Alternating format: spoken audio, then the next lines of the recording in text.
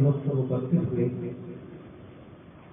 और आप सब जानते हैं आज हमारे श्रील महाराज जी जो अभिन्न गुरुपाद पद में है, आज उनकी आविर्भाव तिथि महोत्सव को मनाने के लिए आप सभी बड़े दूर दूर से चंडीगढ़, अम्बाला और दूर से भक्त लोग आए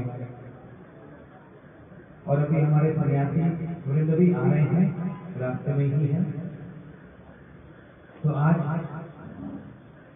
हम महाराज जी के गुणगान को, उनकी महिमा को, उनके वैशिष्ट्य को, उनके गौरव को, उनकी प्रतिभा को, उनके भक्ति के प्रति जो विचार, और जैसे भक्ति सिद्धांत सरस्वती प्रभुपाद जी कंपैरेटिव स्टडीज करते थे, ऐसे श्रील महाराज जी भी प्रभुपाद जी की उन वचनों को, उन वाणी को बड़े सुंदर रूप से गान करते थे। आज शयन एकादशी, श्रील महाराज जी कहते थे कि आज के दिन ही उनकी दीक्षा भी हुई। जिस दिन उनका आविर्भाव जन्म तिथि, उसी दिन दीक्षा तिथि भी। तो बड़े हंसकर महाराज जी इस बात को कहते थे कि आध्यात्मिक रूप से भी जन्म आज के दिन, और इस संसार में आने की जो पद्धति उसके दिन भी आज के दिन। इसलिए हम अधिक से अधिक भक्तों के मुख से श्रील महाराज जी की गुणावलियों को श्रवण करेंगे। उनके सेवक हैं महाराज जी के दीक्षा और शिक्षा, सभी प्रकार के शिष्यवृंद यहाँ पर उपस्थित हुए। वृंदावन से भी भक्त लोग आए, किशोरी प्रभु आए। हाँ, आप सबका हृदय से धन्यवाद। इस तिथि को, यहाँ पर उपस्थित होकर इस तिथि को मनाने के लिए सभी को प्रोत्साहन और उत्साह बढ़ाने के, वर्धित करने के लिए आप सब लोग यहाँ पर आए हैं। आप सबका हृदय से स्वागत है। जय श्री श्री राधा माधव जी की। संजय को आ जाओ, प्रभु जी तो आ जाएंगे, आप तो आ जाओ। अच्छा, तो हम इस पद्धति से चलेंगे कि बीच में थोड़ी कथा और फिर थोड़ा कीर्तन, फिर कथा, फिर कीर्तन, इस प्रकार से दोनों को एक साथ करके चलेंगे। अभी हम लोग एकादशी व्रत के संबंध में, जो महाराज जी को भी बड़ा प्रिय भजन था, उसको हम लोग श्रवण करेंगे। कहाँ गया? हरे कृष्णा हरे कृष्णा कृष्णा कृष्णा हरे हरे, हरे राम राम राम हरे हरे। अभी महामंत्र बोलते समय कुछ लोगों के हाथ ऊपर थे, है ना? मेरे भी आज हाथ पूरी तरह से ऊपर हैं। किस चीज के लिए? क्योंकि हमारे यहाँ पर व्यवस्था की असुविधा है थोड़ी, और बरसात का पहले से एक्सपेक्टेड भी था बहुत दिनों से। नए स्थान पर भी हम लोगों ने इच्छा किया यदि वहाँ पर हमारा महाराज जी का तिथि इत्यादि का पालन कर सकें, किंतु वहाँ पर भी फिर अलग अलग इस स्टेज पर जहाँ कंस्ट्रक्शन है उसमें भी कुछ चैलेंजेस थे, तो इसलिए वहाँ पर भी संभव पर नहीं हुआ। फिर यहाँ पर हुआ कि ऊपर वाटरप्रूफ टेंट इत्यादि लगा देते, फिर वो पॉसिबल नहीं है। फिर अंततः जनरेटर मंगवा लेते हैं, लाइट चली गई अगर क्या करेंगे। तो फिर यहाँ का इलेक्ट्रिसिटी का जो सारा, क्योंकि बहुत पुरानी बिल्डिंग है तो इलेक्ट्रिसिटी का भी डिफिकल्टी है। अगर जनरेटर वाला कनेक्शन देते हैं तो बहुत प्रकार का करंट इत्यादि ये वो हो सकता बरसात में, फिर जनरेटर भी कैंसिल करो। फिर साउंड का किया, अभी सुशील कहता है बरसात बहुत आ गई, अभी तक वो आया नहीं, और अगर नहीं भी आता तो आता भी है तो भी हमारी बिजली नहीं है, तो उस समय भी प्रॉब्लम होएगी। तो किसी किसी तिथि में क्या करना पड़ता है, हम लोग गुरुदेव के साथ एक बार जयपुर में थे, गोविंद देव मंदिर में, गोविंद देव जी के समक्ष। गुरुदेव की कथा चल रही है, 2001 की बात है। राघव के पिताजी ने लाइट जलाई है, बंद कर दो। हमारी लाइटें नहीं जलाओ अभी भाई, अंधेरे में रहो। उल्टा यहाँ हमने बंद की हुई है, वो पीछे चला रहे हैं। तो वहां पर जो है इलेक्ट्रिसिटी चली गई, गुरुदेव का माइक बंद हो गया, गोविंद देव मंदिर 2001 में। उसी समय कृष्णदास प्रभु ने, गुरुदेव ने उसको कहा मेरा माइक बंद है, तुम्हारे को भी माइक मिलेगा नहीं, जितना तेज तुम्हारा गला काम कर सकता है उतना तेज तुम कीर्तन करो। और उसने उस दिन, और कीर्तन भी उसके बहुत अच्छे अच्छे कीर्तन, किंतु उस दिन वाला कीर्तन विशेष रूप से मेरी स्मृति पटल पर रह गया। एक तो उसका कीर्तन बहुत अच्छा कीर्तन पकड़ा, और साथ साथ में एक ब्रह्मचारी शायद 5-7 मिनट में ही, हो सकता है 3 मिनट के बाद ही, सुबल सखा, उड़ीसा का रहने वाला, हमारी पब्लिकेशन पत्रिका की सेवा करता था। वो जिस प्रकार से एकदम से आनंद के साथ में उठ करके बीच सभा में, जैसे उसने अकेले ने पहले नृत्य करना प्रारंभ किया, गुरुदेव बड़े प्रसन्न हो गए एकदम से। तो जो ये वाला सारा स्थिति, अभी बिजली नहीं है, गर्मी है, जनरेटर नहीं है, साउंड का भी अभी महाराज कह रहे कब तक चलेगा ये वाला, तो वो भी नहीं पता है। उस स्थिति में हाथ खड़े हैं और महाराज जी की, भगवान की जैसी इच्छा होगी वैसा वाला करेंगे। जितना संभव होता है थोड़ा थोड़ा कथा और कीर्तन करते चलते हैं, बाकी आगे फिर सारे सबके हाथ खड़े ही हैं। हरे कृष्णा हरे कृष्णा कृष्णा कृष्णा हरे हरे हरे राम राम राम हरे हरे। महाराज जी बोलते थे मेरे को एक बात, प्रभु जब कुछ भी अपने हाथ में ना हो ना, उस समय हृदय अपने आप से आनंदित हो जाता है। अगर सोचो मेरे हाथ में अभी बहुत कुछ है, तब उस समय कैसा रहेगा कि अभी ये कर सकते हैं, ये कर सकते हैं, ये कर सकते हैं। अभी एकदम से माइंड पीसफुल है। बाहर जाके देखा बहुत सारे बच्चे लोग, मैंने तो 1 घंटे बाद देखा, वो कह रहे 1 घंटे से हम लगे हुए, राधा रमन प्रभु, अनादि प्रभु इत्यादि, राहुल, रोहित, जयपुर से आए जो बच्चे सारे, बड़े अच्छे से बोला। एकदम से मेरे को देख के शर्मा गया, क्योंकि ऊपर बनियान भी नहीं पहनी हुई, नीचे गमछा पहना हुआ, तो उसको भी आधा कर लिया, अंडरवियर दिखाई दे रहा है। जैसे मेरे को देखा शर्मा गया। मैंने कहा मेरे को देखने से शर्माता है, बाहर से लोग आ रहे हैं सारे, उसको देख नहीं। तो जैसा भी हो, बेचारे 1 घंटे से 1.5 घंटे से वो लोग भी सारा पानी का व्यवस्था कर रहे थे। जिस जिस तरह की अवस्था, उसी में सभी लोग अपना संतुष्ट हों, महाराज जी संतुष्ट हों, यही कामना है। हरे कृष्णा। अभी हम लोग, महाराज जी कह रहे हैं थोड़ी थोड़ी बीच में कथा करेंगे, कुछ कुछ फिर कीर्तन भी बीच में करते रहेंगे।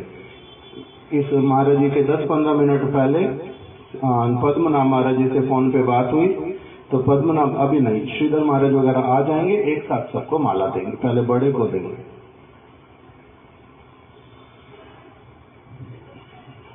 तो पद्मनाभ महाराज जी से फोन पे बात हुई है महाराज जी की, वो लोग रास्ते में हैं, श्रीधर महाराज जी को भी लेके आएंगे, किंतु बरसात होने के कारण सबको पता है ट्रैफिक कैसा वाला हो जाता है दिल्ली से यहाँ आते आते, तो उनको भी जितनी देरी लगेगी। बीच में हमारे कुछ भक्त लोग, नरोत्तम प्रभु, किशोरी मोहन प्रभु, वशिष्ठ प्रभु जी चंडीगढ़ से आए हुए हैं, कुछ भक्त लोग थोड़ी थोड़ी कथा करते हुए चलेंगे, क्योंकि फिर महाराज जी लोग आ जाएंगे तो फिर वो कथा करेंगे। बीच में कुछ कीर्तन करेंगे, कुछ कथा श्रवण करेंगे। सबसे पहले नितिन भैया न कोई नरोत्तम को ले आओ, नरोत्तम से शुरुआत करते हैं, नरोत्तम कथा करते। ओम अज्ञानतिमिरान्धस्य ज्ञानाञ्जनशलाकया चक्षुरुन्मिलितं येन तस्मै श्रीगुरुवे नमः। वाञ्छाकल्पतरुभ्यश्च कृपासिन्धुभ्य च पतितानां पावनेभ्यो वैष्णवेभ्यो नमो नमः। श्री कृष्ण चैतन्य प्रभु नित्यानंद, श्री अद्वैत गदाधर शिवासदि गौर भक्तवृंद। हरे कृष्णा कृष्णा कृष्णा हरे हरे, हरे राम राम राम हरे हरे। सबसे पहले मैं अपने गुरुपाद पद्म नित्यलीला प्रविष्ट श्री श्रीमद् भक्ति वल्लभ तीर्थ गोस्वामी महाराज एवं नित्यलीला प्रविष्ट श्री श्रीमद् भक्ति विज्ञान भारती गोस्वामी महाराज जी के चरणों में प्रणाम करके उनकी अहेतु की कृपा की प्रार्थना करता हूँ। तत्पश्चात शिक्षा गुरुदेव नित्यलीला प्रविष्ट श्री श्रीमद् भक्ति वेदांत नारायण गोस्वामी महाराज, नित्यलीला प्रविष्ट श्री श्रीमद् भक्ति वेदांत त्रिविक्रम गोस्वामी महाराज एवं नित्यलीला प्रविष्ट श्री श्रीमद् भक्ति वेदांत वामन गोस्वामी महाराज जी के चरणों में भी प्रणाम करके उनकी अहेतु की कृपा की प्रार्थना करता हूँ। और यहाँ उपस्थित श्रीपाद भक्ति वेदांत सिद्धांति महाराज, माधव प्रिय प्रभु और अन्य जितने भी वैष्णवियाँ हैं उनके चरणों में भी मैं अपना यथायोग्य प्रणाम ज्ञापन करता हूँ। और आज हमारे महाराज जी नित्यलीला प्रविष्ट श्री श्रीमद् भक्ति विज्ञान भारती गोस्वामी महाराज जी का आज शुभ आविर्भाव तिथि है। तो महाराज जी अपनी उनके आचरण में ये प्रसिद्ध है, सब लोग जानते हैं कि कोई भी तिथि आए, आविर्भाव तिरोभाव तिथि, उनको महाराज जी अवश्य पालन करते थे। यद्यपि और वैष्णव भी करते हैं, लेकिन महाराज जी का जो साथ रहने के कारण उनका जो एक अलग इम्पैक्ट जीवन में पड़ा, जो जिन लोगों ने उनका संग किया और आज जिन्होंने शिक्षा दी है कि हमें हर समय आविर्भाव तिरोभाव तिथि का पालन अवश्य ही करना चाहिए, यदि उसका पालन नहीं करते हैं तो हमारा अपराध होता है। आज उनकी ही आज शुभ आविर्भाव तिथि है, जिनको हम पालन करेंगे वैष्णव के नृत्य में। मैं सिर्फ 2-4 बातें ही बोलना चाहता हूं उनके विषय में। थोड़े दिन पहले, क्योंकि मैंने कुछ मेरे दिमाग में नहीं है कुछ बोलना आज, मैं तो सुनना आज छोड़ दूंगा। थोड़े दिन पहले जैसे हमारे यहाँ सुबह कीर्तन होते हैं प्रातःकाल, उस समय मानव शिक्षा के जो कुछ कीर्तन जो श्लोक रघुनाथ दास गोस्वामी जी ने लिखे हैं, उन्हीं श्लोकों के ऊपर श्री भक्ति ठाकुर जी ने कीर्तन के रूप में उन्हीं श्लोकों को सरल करके हमें समझा दिया। उन्हीं कीर्तनों में जो दूसरा श्लोक है, न धर्मम न अधर्मम श्रुतिगा निरुक्तम कल करो ब्रजे राधा कृष्ण प्रचुर परिचर्या मिहतनु शचि शूनम नंदीश्वर पतित तत्वे गुरुवरम मुकुंद प्रेष्ठत्वे मन परम अजक्षरम ननु मना। इसी श्लोक पे श्री भक्ति ठाकुर जी ने कीर्तन के माध्यम से सब समझाया, उसी में ही गुरु जी के विषय में बोलते हुए कह रहे हैं वो रघुनाथ दास गोस्वामी जी की शिक्षा को ही, कि कैसे गुरु जी कौन होते हैं। गुरु जी हैं मुकुंद प्रिय जन, मुकुंद के अत्यंत प्रिय जन है। क्यों मुकुंद प्रिय जन गुरुदेव जानमन, गुरुदेव को सब समय कैसे हमें उनके प्रति भाव रखना चाहिए कि गुरु जी कौन है। श्री मुकुंद, मुकुंद था तो भगवान, जो क्या करते हैं, मुक्ति को भी छोटा करके आनंद प्रदान करने वाले हैं। ऐसे जो मुकुंद भगवान हैं, उनके अत्यंत प्रिय कौन है, हमारे गुरु जी। और वो कौन है, पतित पावन, पतित पावन है। हमारे जैसे जो जगत में गिरे हुए हैं, अर्थात अपना सुपद विपद हम जानते नहीं है, हमारे ऐसे जो फॉलन सोल्स हैं, उनको क्या करते हैं, पावन करने वाले हैं। किसके द्वारा, अपने आचरण के द्वारा, अपने विचार के द्वारा, अपनी शिक्षा के द्वारा, अपने संग के द्वारा क्या करते हैं, हमें वो पावन करते हैं।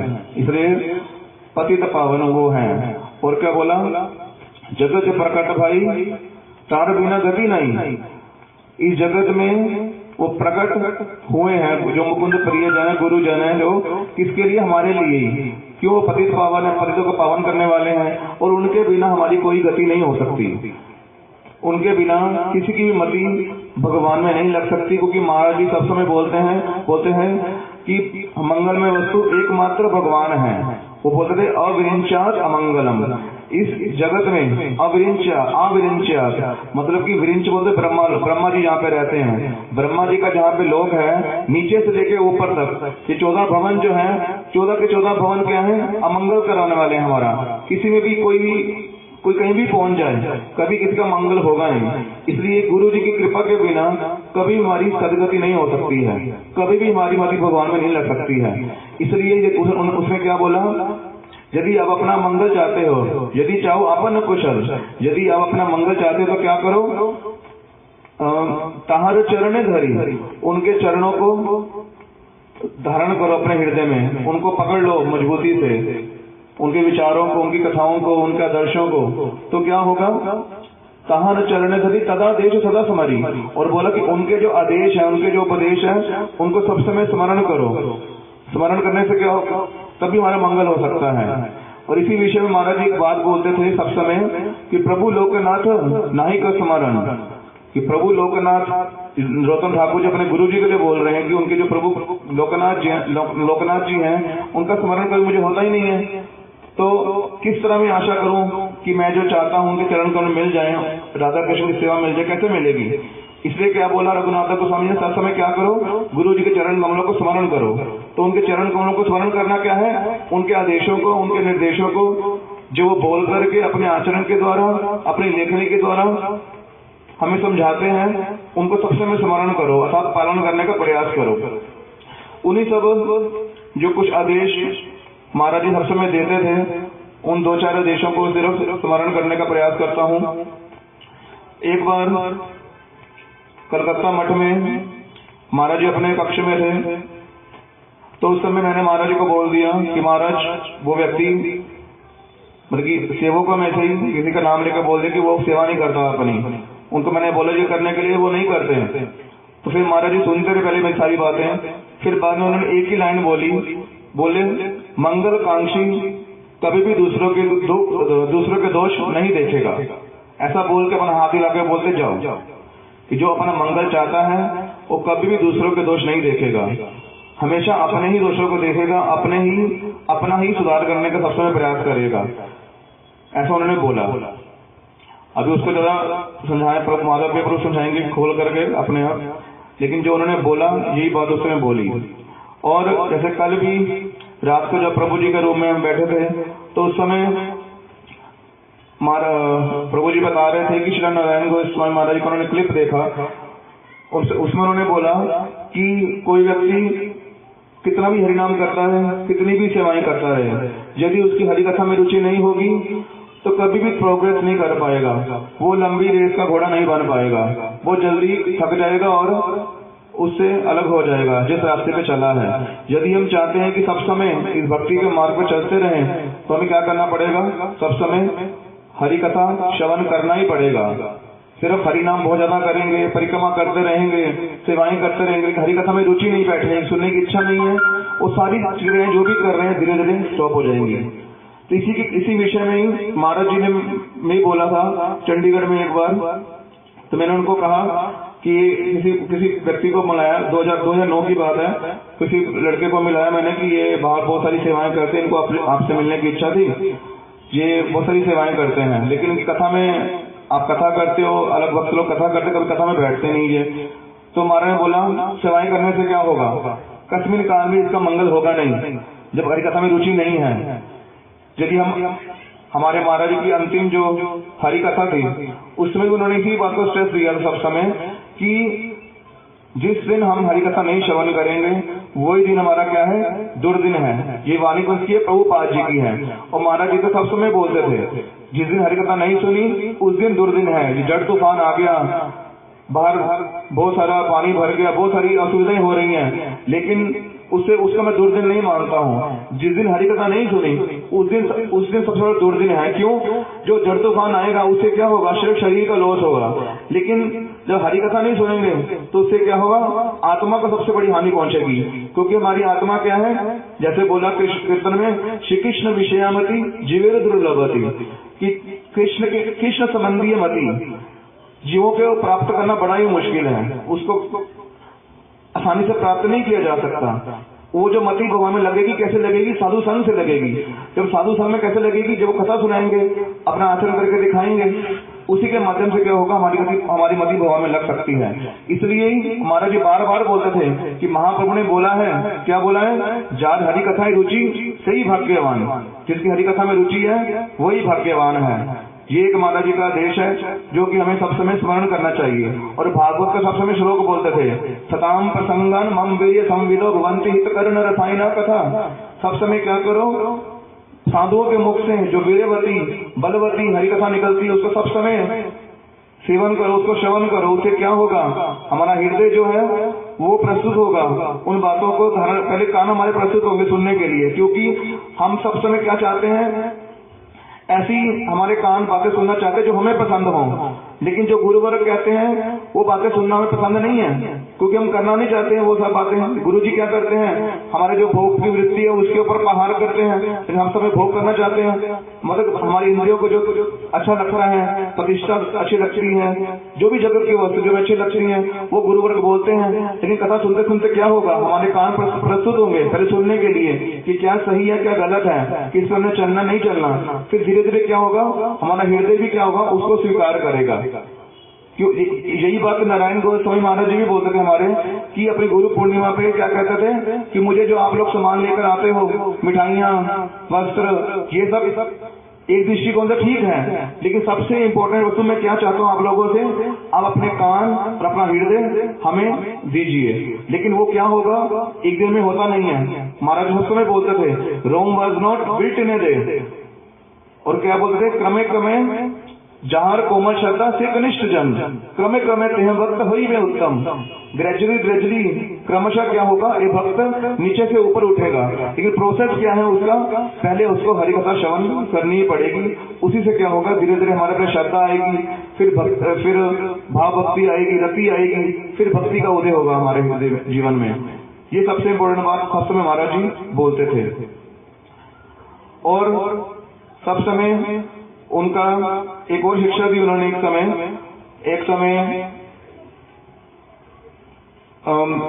हम कलकत्ता में ही थे, तो उस समय परम गुरु जी की बात को स्मरण करके बोलते थे कि जब भी हमें वैष्णव सेवा का चांस मिलता है उसको इमीडिएटली अवेल कर लो, क्योंकि वो चांस बार बार मिलेगा नहीं। इसी को ही एक बार क्या हुआ, चाहे मैं ये बात बोलूंगा, वो जो इनडायरेक्टली हो सकता है कि मैं अपने ही महिमा गा रहा हूँ, लेकिन वो बाई चांस हो गया मेरे से। ऐसा नहीं कि मेरी उसमें बड़ी अंडरस्टैंडिंग हो गई है, रुचि पैदा हो गई है, लेकिन वो जो कार्य जो था बाई चांस हो गया। एक महाराज जी के गुरु भाई थे भक्ति सुंदर नरसिंह महाराज, तो उनकी सेवा थोड़ी सी मिली करने के लिए, सुबह थोड़ा दूध दे देना, गर्म करके पानी गर्म करके दे देना, नीचे से प्रसाद लाकर दे देना, ऐसे एक दो सेवाएं मिली। ऐसा 1 महीना 2 महीना किया, तो फिर वो महाराज अप्रकट हो गए। तो महाराज जी उनके अपने गुरु भाई के जाने के कारण बड़े ही दुखी थे। तो मुझे बोला उन्होंने कि देखो, तुमने मेरे जो गुरु भाई नरसिंह महाराज उनकी सेवा की, अगर तुम उस समय ये बोलते कि महाराज जी मैं तो व्यस्त हूँ, मेरी और भी सेवाएं हैं, मेरे पास टाइम नहीं है, तो क्या होता आज क्या होता, उनकी सेवा से तो वंचित हो जाते हैं, और वो जो तुम पे कृपा करते हैं उससे भी वंचित हो जाते हैं। लेकिन आज तुम्हारे मन में क्या आ रहा है, उनकी सेवा करके मन में प्रसन्नता हो रही है। इसलिए जो हमारा गुरु जी, हमारे महाराज जी अपने गुरु जी का नाम लेकर बोल रहे हैं, जो कि हमारे परम गुरु जी भक्ति दलित माधव गोस्वामी महाराज कहते, जो उन्होंने जो बात बोली है कि जब भी वैष्णव सेवा का चांस मिले उसको इमीडिएटली अवेल कर लो। ये कोई हल्की बात नहीं बोली, उन्होंने साधारण बात नहीं बोली। इस बात में बहुत ज्यादा गुरुत्व है, इसको हमें बहुत ही सीरियसली लेना पड़ेगा, ये उन्होंने बोला एक बार। जैसे एक और बात बोलकर अपना वाणी को विश्राम देता हूँ। और उन्होंने एक बार बोली थी मुझे कि देखो, लोग मुझे धोखा दे जाएं, कोई मुझे चिंता नहीं है, लेकिन मैं सब समय अपने प्रभु से, अपने गुरु जी से एक ही प्रार्थना करता हूँ कि मैं किसी को भी धोखा ना दूं। जिस दिन मैंने किसी को धोखा दे दिया, मैं अपने प्रभु से ये प्रार्थना करता है, प्रभु मेरी उसी दिन मृत्यु हो जाए। इस तरह का उनका आचरण था सब समय हमारे महाराज जी का। उनकी बातें बहुत सारी हैं बोलने के लिए। एक बार उन्होंने बोला, जैसे एक बार उन्होंने बोला, कलकत्ता में ही थे हम लोग उस समय, महाराज जी अस्वस्थ लीला कर रहे थे, हॉस्पिटल से वापस मठ में आए थे। तो उस समय उनकी प्रेजेंस में ही महाराज रूम में अपने बेड पे लेटे हुए हैं, तो मेरे पास कोई डिवाइस था, वो पेन ड्राइव से चलता था। उसमें मैंने महाराज जी की कथा रिकॉर्डिंग सुन रहा था उनकी। तो महाराज बोला, क्या सुन रहे हो? मैं बोला, आपकी कथा सुन रहा हूँ। कहते, मैं यहाँ पे लाइव बैठा हूँ तुम्हारे सामने, और तुम रिकॉर्डिंग सुन रहे हो, ये रिकॉर्डिंग बाद में सुनना मेरे मरने के बाद। जब मैं लाइव बैठा हूं तुम्हारे सामने, मेरे से कथा सुनो। ये रिकॉर्डिंग तब होती है जब कोई सामने ना बैठा हो, लेकिन जब हमारे पास चांस है, साक्षात साधु संग मिल रहे हैं, तो सब समय क्या करना पड़ेगा हमें? साक्षात जीवंत साधु संग को ही गुरुत्व देना पड़ेगा। उसी के प्रति हमारा लोभ होना चाहिए। सब समय घर में रिकॉर्डिंग बैठ के सुन लेंगे, उसी से हमारा सब कुछ हो जाएगा। साधु मठ में बैठे हैं, पास ही बैठे, वहां जाएंगे नहीं हम लोग, लेकिन घर में बैठ के ऑनलाइन कथा सुन लेंगे। उससे कहते हैं ज्यादा मंगल होता नहीं है। मजबूरी की बात है, वो अलग बात है, जब हमारे पास कोई उपाय नहीं है। लेकिन गुरुत्व किस पर है? किसका अधिक ज्यादा इम्पैक्ट पड़ता है? जीवंत साधु का ही हमारे जीवन में अधिक इम्पैक्ट पड़ता है। उसी को सब समय गुरुत्व देना चाहिए। उसी के लिए सब समय प्रार्थना करनी चाहिए भगवान से कि हमें जीवंत साधु संग मिले। इस तरह आज हमारे महाराज का शुभ आविर्भाव तिथि है, जहाँ सब लोग, बहुत सारे भक्त लोग बैठे हैं। आप सबसे यही प्रार्थना है कि आप सब पर मेरे पर कृपा करें, ताकि मैं महाराज के जो आदेश हैं सचमुच में हृदय से उनको पालन कर पाऊं। बोल तो रहा हूं बहुत कुछ, लेकिन उनकी एक भी वाणी को ढंग से पालन करने में पूरी तरह अभी असमर्थ हूं। इसी तरह ही इसी प्रार्थना के साथ मैं अपनी वाणी को विराम देता हूँ। वांछा कल्पतरु भयश्च कृपा सिंधु भैरेवच पतितानां पावनेभ्यो वैष्णवेभ्यो नमो नमः। हरे कृष्णा। श्री गुरु जी की, थोड़ा जोर से बोल सकते हैं? श्री गुरुदेव की। अब पता लग रहा है जाग रहे हैं। अभी अभी हम लोगों ने श्रीपाद नरोत्तम प्रभु जी से महाराज जी की कुछ स्मृतियों को श्रवण किया। किन्हीं भी गुरु वर्गों की तिथि के दिन उनकी स्मृतियां और उनका जो वैशिष्ट है और उनका जो अवदान है, देखने में लगता है कि ये तीन भिन्न भिन्न वस्तु हैं, परंतु मूलतः वास्तविकता में ये एक ही समान है। उनका जो अवदान, उनकी जो स्मृति अर्थात इन्होंने अभी जो बात बतलाई कि पेन ड्राइव पे सुन रहे हैं, और महाराज जी ने क्या कहा, जब मैं यहाँ पर जीवित अवस्था में खड़ा हूँ, बैठा हूँ, और तुमको एक डिवाइस पर अधिक विश्वास है। अभी अभी मैं बैजर से आ रहा हूँ, वहां पर एक गुरु जी का उत्सव होता है 7 दिन का। 7 दिन तक सभी वैष्णव गुरु जी की स्मृतियां, उनके अवदान बहुत चर्चा होती है, सुबह से रात तक 7 दिन तक। 2-3 वक्ताओं ने यही बात कही कि गुरु जी के समय में जब गुरुदेव कथा कहते थे, तो उनकी कथा में कुछ भक्त लोग रिकॉर्डिंग करते थे अलग अलग डिवाइस पर। हाँ, ये बैजर की बात है। I think Kishori one Prabhu Gurudev used to से don't record on your devices. हाँ देखो ये बता रहे हैं, गुरु जी उठाकर फेंक देते थे वो रिकॉर्डर। ये शुरू की बात है, 96, 97, 98 है ना, रिकॉर्डिंग करने नहीं देते थे। गुरु जी बोलते थे ये डिवाइस रिकॉर्ड करके, कथा को रिकॉर्ड करके क्या होता है, एक आलस्य को पाला जाता है कि पढ़ी तो है, कभी भी सुन लेंगे। जय पूज्यपाद महाराज की जय। आशा, हाँ, कभी भी सुना जा सकता है, इसलिए वो आलस्य पालने वाली बात है।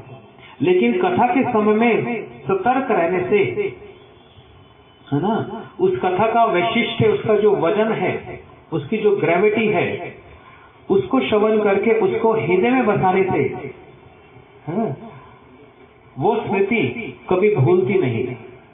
आपको एक सिंपल सा एक उदाहरण बताऊं।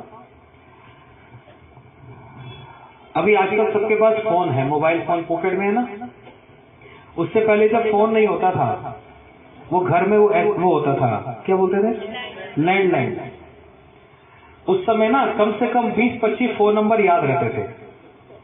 अभी अपना ही याद नहीं रहता, क्योंकि इसमें तो है ही है, ठीक है। 2-4 नंबर को छोड़कर किसी, क्यों निर्भर हो गए हम उस डिवाइस पर।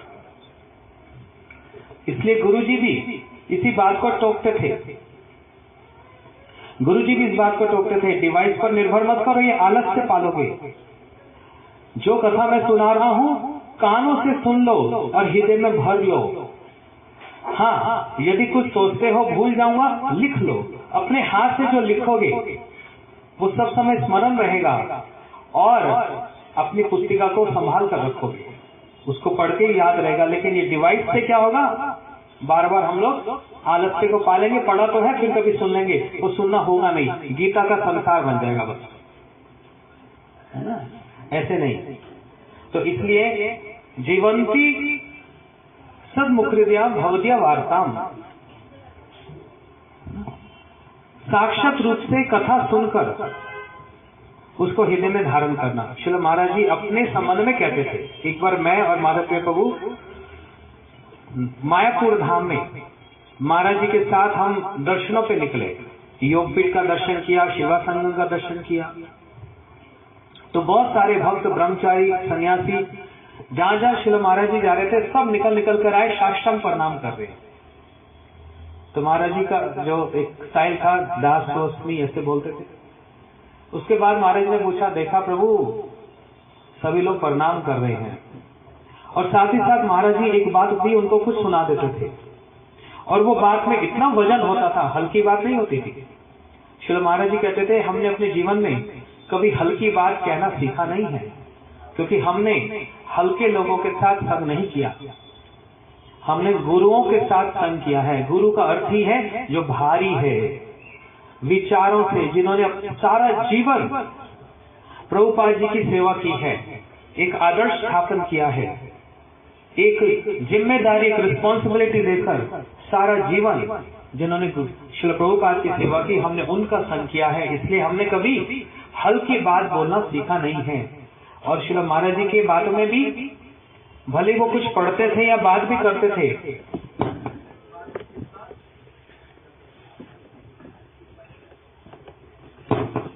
हरे कृष्णा, उस बात में कितना वजन होता था, साधारण बात में भी कितना वजन होता था।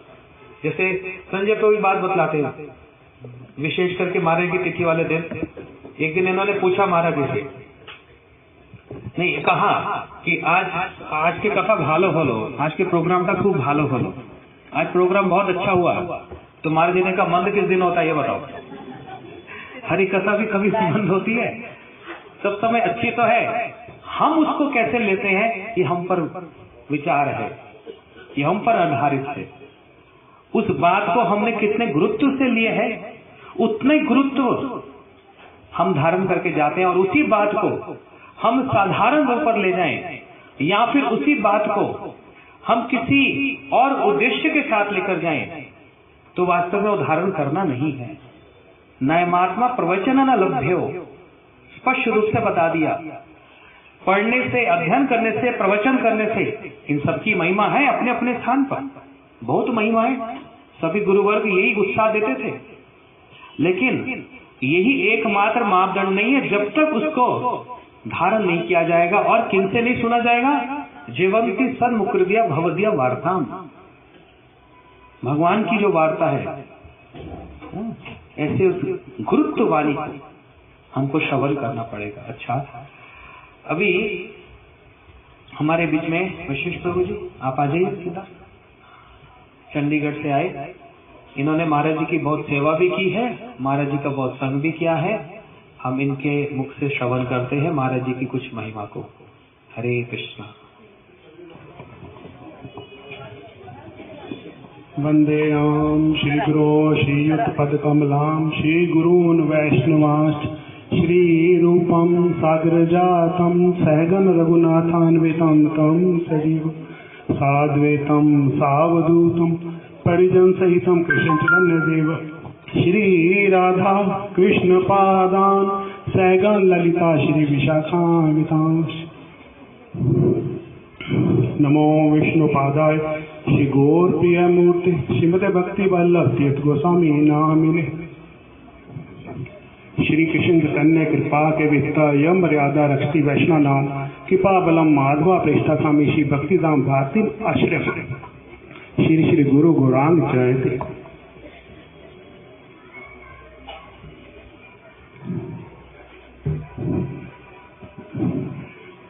महाराज जी का 8 साल तक मैं संग किया चंडीगढ़ मठ में, बहुत अच्छे से कार्तिक मास में। जितने हमारे पुराने भक्त हैं सभी जानते हैं, हर कार्तिक मास में महाराज जी चंडीगढ़ मठ में आते थे और बड़ा उत्साह रहता था। 2012 से विदेशी भक्त भी आने लगे और पूरा हॉल कथा के समय भर जाता था। ऐसा सीन हो जाता था, यहाँ पे महाराज जी कथा कर रहे हैं, वहाँ पर उस कोने में इंग्लिश ट्रांसलेशन हो रही है, उधर चाइनीज के लिए हो रही है, इधर रशियन के लिए हो रही है, रेडियो में ऐसा हमने मठ में पहली बार देखा था, बहुत उत्साह से। और मेरा सौभाग्य था, महाराज जी को कार्तिक मास में रोज नगर संकीर्तन के लिए जाते हैं तो महाराज जी को गाड़ी में ले जाता था, आगे बैठते थे महाराज जी, 1 घंटा 1.25 घंटा मेरे पास होते थे। तो महाराज जी से मैं नया आया था, पहले प्रश्न पूछता था, अज्ञानी, धीरे धीरे मेरे को समझ में आ गया महाराज जी का। और मेरे को और भक्त बोलते थे, आप बहुत सौभाग्यशाली हैं, महाराज जी की सेवा मिली है। महाराज जी की सेवा सभी को नहीं मिलती। फिर महाराज जी की कृपा से, उनकी आज्ञा से मैं श्री चैतन्य चरितमृत पढ़ना शुरू किया। मेरे को बोले पहले चैतन्य भागवत पढ़ो, मैंने पढ़ा किया, शुरू किया तो पूछते थे कितना हो गया, क्या चल रहा है, मैं बताया। फिर वो शेष हुआ, फिर महाराज जी से पूछा, महाराज जी के मैं उनके कमरे में सुबह मंगल आरती के बाद चैतन्य चरितमृत की कॉपी ले गया, उन्होंने अभी ट्रांसलेशन किया था। बोले ये क्या लाया है? तो मैंने कहा महाराज जी ये चैतन्य चरितमृत की कॉपी है, आपने अभी ट्रांसलेशन किया। टेबल पर रखकर प्रणाम किया। बोले क्यों? मैं कहा महाराज जी आप मुझे दीजिए तभी मैं पढ़ पाऊंगा। उन्होंने मेरे को दिया, बड़े खुश हुए। मैं बोला महाराज जी इसमें जो भाषा है, लैंग्वेज बड़ी डिफिकल्ट है, समझ नहीं आता, साहित्य में भी ऐसी लैंग्वेज नहीं है। बोले चैतन्य तत्व बड़ा निगूढ़ है, उसको बताने के लिए भाषा भी वैसी ही चाहिए, साधारण भाषा में होगा नहीं।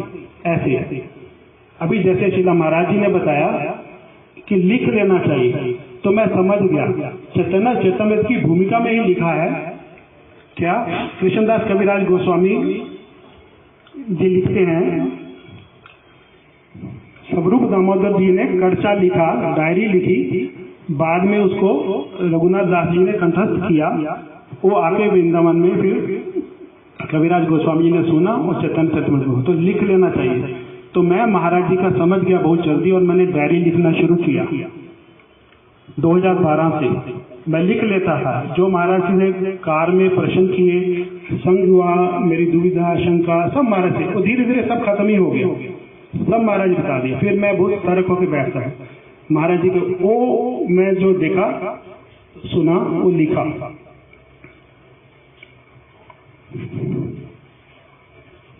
डायरी 2012 में लिखी और 2014 में कुछ विदेशी भक्तों ने मेरे को बोला, मैं उनको बताता था, कभी कभी मेरे से कुछ प्रश्न पूछते थे विदेशी भक्त। एक माता जी मेरे को एक बार पूछी, प्रभु व्हाट दिस इज महाराज जी ऑफन से इन कथा बड़ मुश्किल, मैं समझा नहीं। बोले कि नहीं बड़ा मुश्किल लाइक दिस, ओ बड़ा मुश्किल, यस। मैं कहा महाराज जी ऑलवेज से इन कथा बड़ा मुश्किल, कैसे? जैसे प्रभुपाद जी कथा सुना रहे हैं और आलोचना कर रहे हैं प्रभुपाद जी, और पास में ब्रह्मचारी बैठे हैं, हमने सुना कई बार, तो सभी सुन रहे हैं, प्रश्न उत्तर कर रहे हैं, एक ब्रह्मचारी चुपचाप बैठा है। तो प्रभुपाद जी कहते हैं ये बड़ा शोर मचा रहा है, बकबक कर रहा है, क्यों? बोले हमें समझ में आएगा, बड़ा मुश्किल। ए महाराज जी बोलते थे, बड़ा सुंदर लगता था, बड़ा मुश्किल। तो मैं बताया माता जी को, तो विदेशी भक्तों ने मेरे को, मैं बताया जब उनको कि मैं डायरी लिखता हूँ, तो श्री श्यामारानी दीदी, शीला भक्ति वेदांत नेमी महाराज जी और बहुत से अन्य भक्तों ने मेरे को बोला आप डायरी पढ़ के सुनाइए, हम सुनेंगे। मेरे को आदत नहीं बोलने की, हमें ग्रस्त हैं, जॉब करते हैं, फिर भी बोले आप आइए शाम को, कार्तिक मास में 14 नवंबर को 2014, वो बोले इधर हम आएंगे शाम को 4 बजे, आप सुनाइए। तो मैंने सोचा 2-4 भक्त होंगे, मैं डायरी, मेरी डायरी है, मैं लेके चला गया। तो देखा वहां तो काफी 50-60 काफी भक्त आ गए, वो उन्होंने माइक वगैरह लगाया, मैं नर्वस हो गया। तो भी मैं पढ़ा, महाराज जी की महिमा बोली, डायरी से पढ़कर कोई 1-1.5 घंटा मैं बोलता रहा। शिला माधव प्रभु भी वहीं थे, उनको बहुत अच्छा लगा। बाद में नेमी महाराज जी से मैंने पूछा, शिला नेमी महाराज जी की कैसे? वो बोले बहुत अच्छा बोला आपने, लेकिन क्या है आप बड़ा डिटेल में बताया हमें बहुत विस्तार से कि आपकी डायरी में लिखा है कि भक्त आए, प्रणाम किया, महाराज जी से प्रश्न किया, ये पूरा महाराज जी मुस्कुराए, ऐसे वो टाइम बहुत लगता है। आप सिर्फ इंस्ट्रक्शंस बताओ तो टाइम कम लगेगा। तो मैंने बोला ठीक है। अगली बार फिर मेरे को भक्तों ने बोला आप बताइए, सुनाइए। तो मैंने बोला आपको भागवत गीता सुननी है या भागवतम सुननी है? वो बोले कैसे? मैं बोला कि महाराज जी की इंस्ट्रक्शन हुई कि आपको इंस्ट्रक्शन सुनाए या आपको वो सुना? बोले कि नहीं, हमें भागवतम सुननी है, उसमें रस है, महाराज जी का हास्य है, महाराज जी का विनोद है, उसमें बहुत कुछ है। तो बोले वो, फिर मैंने वही सुनाया तो बहुत आनंद हुआ उनको ऐसे सुनकर। महाराज जी की बहुत सारी स्मृतियां हैं, बहुत शिक्षा ली, बहुत देखा, इंस्टांसेस ऐसे हैं बहुत सारा।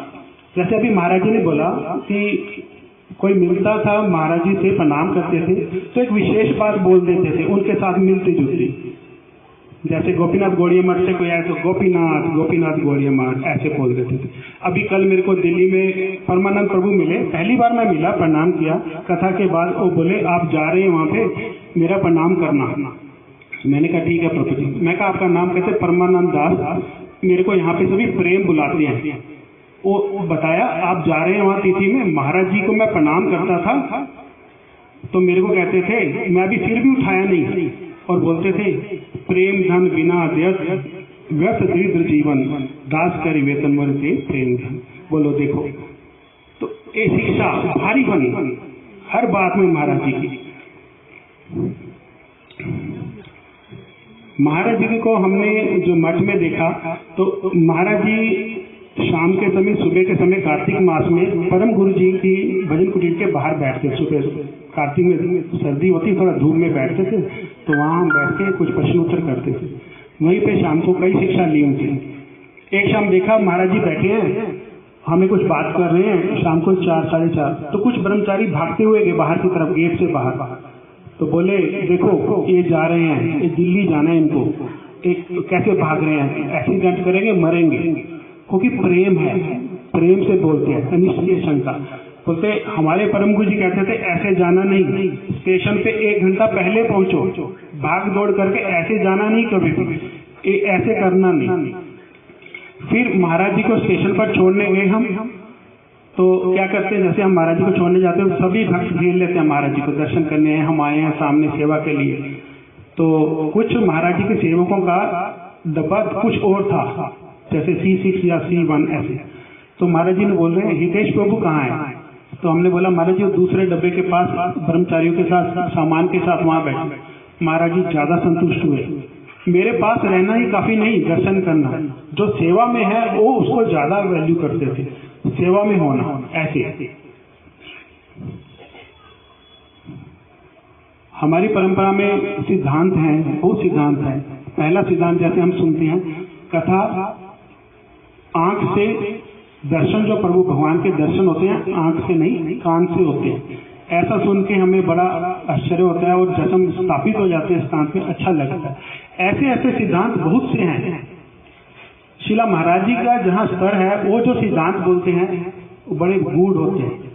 जैसे कार्तिक मास में शाम को महाराज जी को प्रणाम किया उनका कमरा में, तो बोले शाम को कैसे आ गया? आज ऑफिस में मैं कल छुट्टी करके आया, आज इस्कॉन से रथ यात्रा, जगन्नाथ जी का रथ यात्रा आ रहा है, बलदेव सुभद्रा जी का रथ आ रहा है, सामने मठ के आगे आएंगे। तो वामन महाराज जी और सभी स्वागत करने के लिए तैयार हैं, मैं भी परिवार के साथ है। बोले अच्छा, तो महाराज जी आप चलेंगे बाहर? नहीं मैं नहीं जाऊंगा। मैं बोला महाराज जी रथ आया, तो बोले ना, बोल दिया मेरे को। बोले वो जो महाप्रभु रथ के सामने नृत्य करते थे, वो जो भाव था वो आएगा यहाँ? वो तीनों विग्रह एक ही रथ में है, रथ विचार है, रथ विचार तो रहा नहीं। ये सब इसमें मैं नहीं। जब महाराज जी जहां पर प्रतिष्ठित हैं, कहते मैं वहां पे नहीं जाता ऐसा। तो मैं सोचने लगा कि जाऊं, मैं तो पिस्तान लाया बहुत कुछ। तो मैं बोला मैं जाऊं? हाँ आप जाओ, देखो ऐसे। क्यों? रथ में बलदेव सुभद्रा जगन्नाथ तीनों हैं। बलदेव जी का रथ जो खींचते हैं सखा भाव, और यहाँ तीनों कृष्ण पीछे ही चलते हैं जगन्नाथ जी रथ, लेकिन गोपियों के साथ। हम लोग क्या घोड़िए क्या करते हैं, किस भाव से, चलो गोपीनाथ वृंदावन, महाप्रभु, हम घोड़िए महाप्रभु को फॉलो करते हैं, पालन करते हैं, तो हम रथ आकर्षण करेंगे, चलो गोपीनाथ वृंदावन। तो वो रहता नहीं तीनों का एक साथ में। अब महाराज जी ऐसा बोल सकते, तो ऐसा मैंने सुना महाराज जी से। फिर दूसरा, पूरी में ही मैं आके महाराज जी को प्रणाम किया मठ में। शाम को मैं नया बैग लाया, छोटा बैग, तो बलदेव सुभद्रा जगन्नाथ बने उस पर। मैं प्रणाम करके बैठ गया, तो महाराज जी देखते थे। महाराज जी का देखना दर्शन बहुत अद्भुत था। ऐसे देखते थे समझा एक्सरे कर रहे हैं, और देख लेते थे अंदर तक सारा, आंखें से ऐसे देखते थे। मेरे बोले तू भी ले लिया? मैं बोला क्या? बोले ये बैग ले लिया, इस पे बना है। मैं बोला बलदेव सुभद्रा जगन्नाथ बने हैं, इसकी मर्यादा दे पाओगे? मैं चुप हो गया। बोले कहाँ रखोगे, कहीं टांगो, ऐसे कैसे, मर्यादा दे पाओगे इसको? मैं तो चुप हो गया।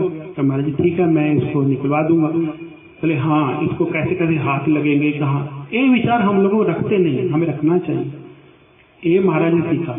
फिर आके महाराज जी से पूछा, महाराज जी मंदिर गया था दर्शन करने जगन्नाथ जी का, तो वो झंडा दे रहे महाराज जी का ऊपर, ध्वज जगन्नाथ जी 100 रुपए में। फिर वही बोले उसकी मर्यादा दे पाओगे? घर में कहाँ रखोगे, कैसे? जगन्नाथ जी का ध्वज। मैं ग्रेविटी समझा, हाँ मैं छोड़ दिया, नहीं लेना। ऐसे ऐसे करते थे महाराज जी। फिर महाराज जी को बोला, महाराज जी कुछ विदेशी भक्त कहते हैं 2 दिन बाद रथ यात्रा है, आज हम कल रात को क्षीरचोरा गोपीनाथ जाएंगे, जाऊं? बोले क्या? बोले नहीं, मेरे को बोलते नहीं, मैं नहीं गया। पूछा नहीं क्यों नहीं? तो कथा में बोला सुबह 11 बजे गुंडीचा मार्जन करके आए हम लोग, 11 साढ़े 11 बैठे, तो कथा में शुरू किया महाराज जी ने। हम पूरी आए रथ यात्रा करने, क्या करने आए? भीड़ देखने आए, समुद्र दर्शन करने आए, क्या करने आए? हम आएंगे रथ आकर्षण करेंगे महाप्रभु के भाव से, वो भाव लेके चलना, वो भाव को आरती रखना हृदय में। हम उसलिए ऐसे नहीं यहाँ घूम रहे वहां जाए, ऐसे नहीं करना। ये महाराज जी ने निर्देश दिया। हम किस लिए आए? ऐसे इसलिए आए।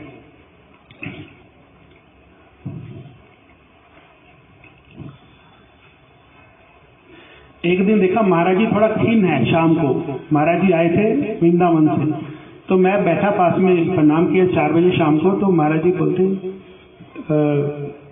वृंदावन से आए। मैं बोला थोड़ा खीन लगते हैं। महाराज को खीन देखा नहीं। बोले जयपुर गया था, वहां से लड्डू प्रसाद लिया इतना सारा, भक्तों को दूंगा, वो वहीं छोड़ दिया। उनको ये था कि भक्तों को प्रसाद नहीं दे पा। तो मैं बोला महाराज जी आप ये भी सुना, आप शुभ अशुभ देख के, तिथि देख के यात्रा करते हैं ऐसे? बोले यहाँ सब कुछ अशुभ है, सत्य लोक तक सब अशुभ है इस जगत में। ऐसे हम समझेंगे ऐसे। तो अभी मैं कुछ 5 मिनट लूंगा आपको अपनी डायरी से भागवतम पढ़ के सुनाता हूँ। महाराज जी के साथ जो मेरा हुआ आपको अच्छा लगेगा। 3 मिनट।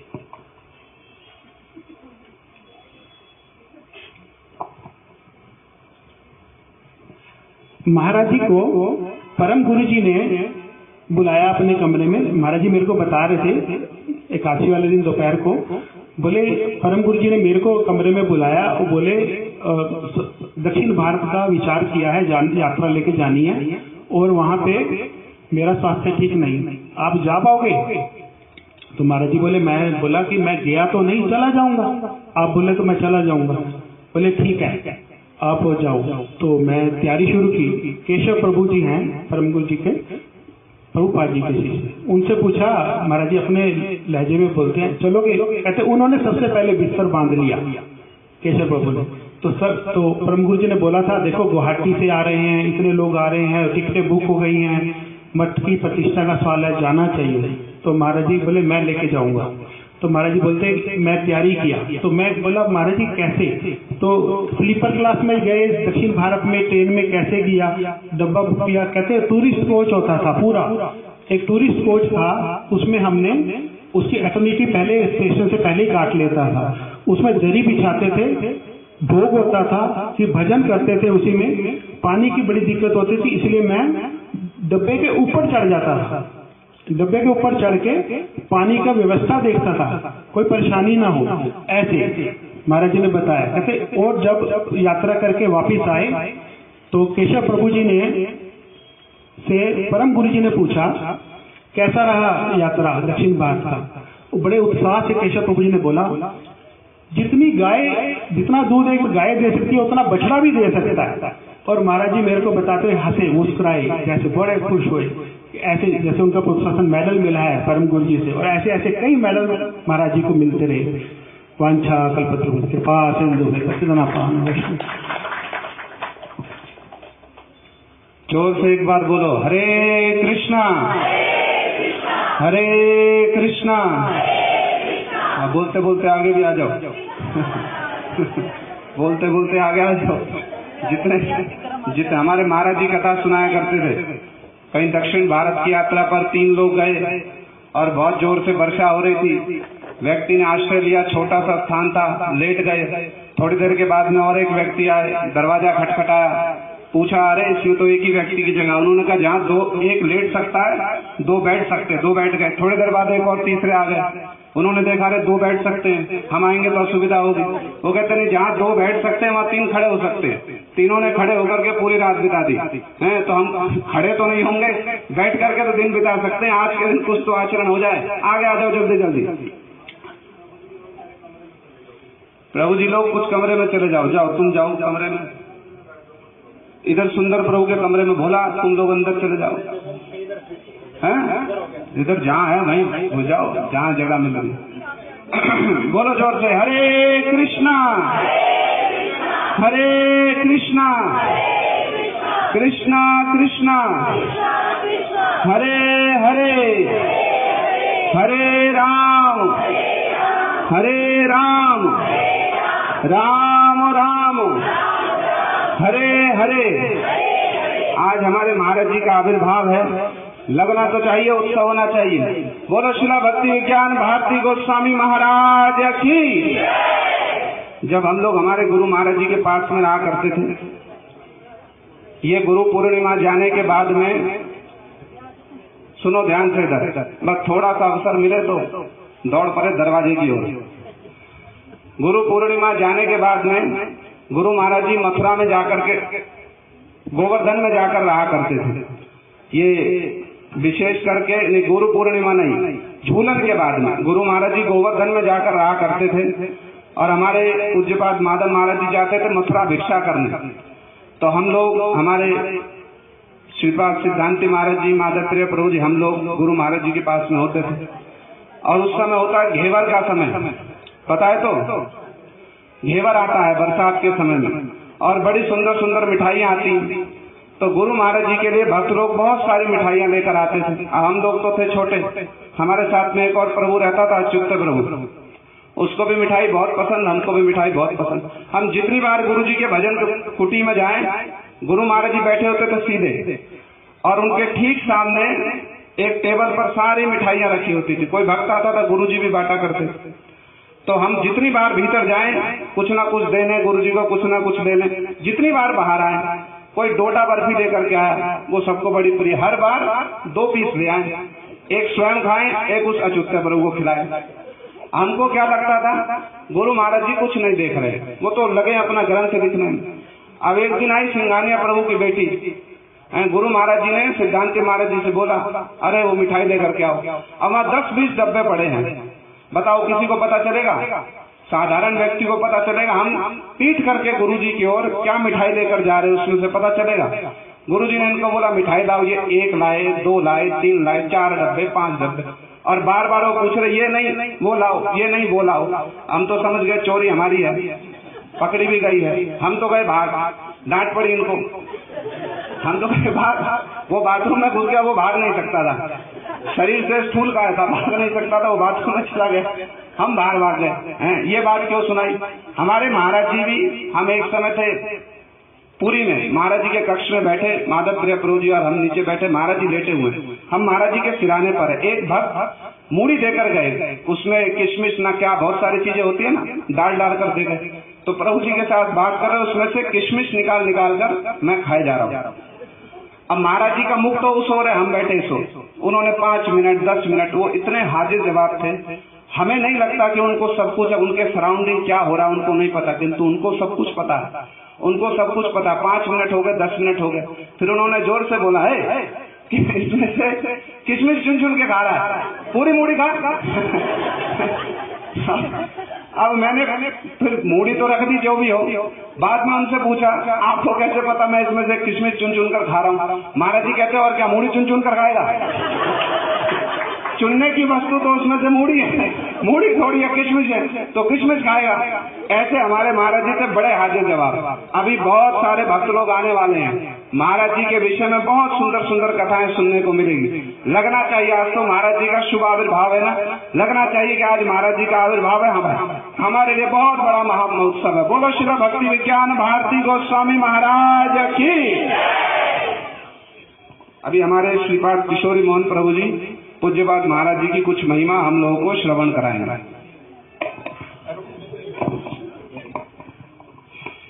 गुरुवे गौरचंद्राय राधिकाय तदालये कृष्णाय कृष्ण भक्ताय तद्भक्ताय नमो नमः। अज्ञानतिमिरान्धस्य ज्ञानञ्जनशलाकया चक्षुरुन्मीलितं येन तस्मै श्रीगुरवे नमः। पंचाकल्पतरुभ्यश्च कृपा सिन्धुभ्य एव च पतितानां पावनेभ्यो वैष्णवेभ्यो नमो नमः। श्री कृष्ण चैतन्य प्रभु नित्यानंद श्री अद्वैत गदाधर शिवासदि गौर भक्त वृंद। हरे कृष्ण कृष्ण कृष्ण हरे हरे, हरे राम राम राम हरे हरे। हुकं करोति वाचालं पंगुं लंघयते गिरिं, यत्कृपातमहं वन्दे श्रीगुरुं दीनतारिणम्।